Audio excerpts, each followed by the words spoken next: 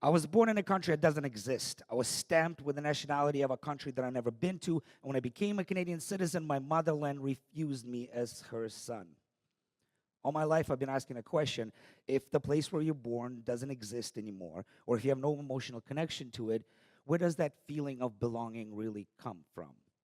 Over the years of participating in this underground urban layer of Toronto, I realized that I'm not just a researcher, I'm also the subject too.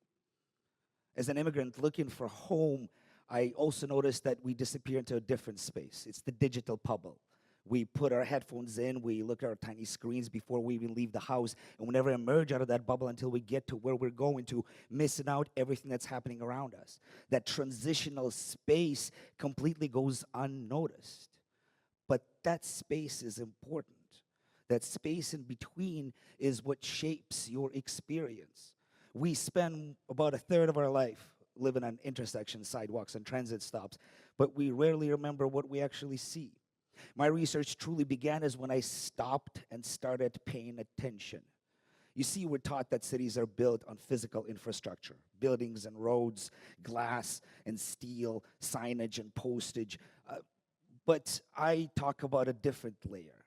It's a layer that the architect called the afterlife.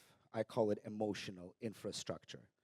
It is a layer that's built by small little things, the pieces of themselves that people leave behind. And sometimes it's a mural or a graffiti tag. Sometimes it's a sticker on a pole or behind that road sign. It's left there for somebody else to find, for a stranger or a friend, but it's meant to elicit an emotional reaction, often a smile.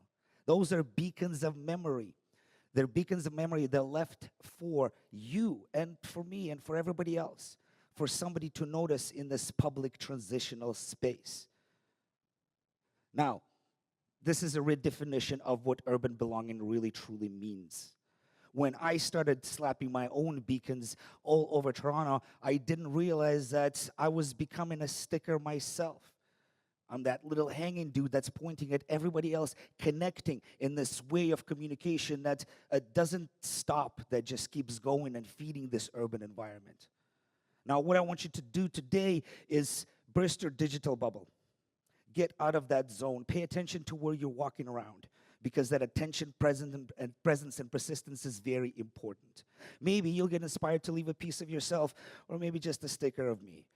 But make sure that you do pay attention, that you stay in the present, and you be persistent. Thank you.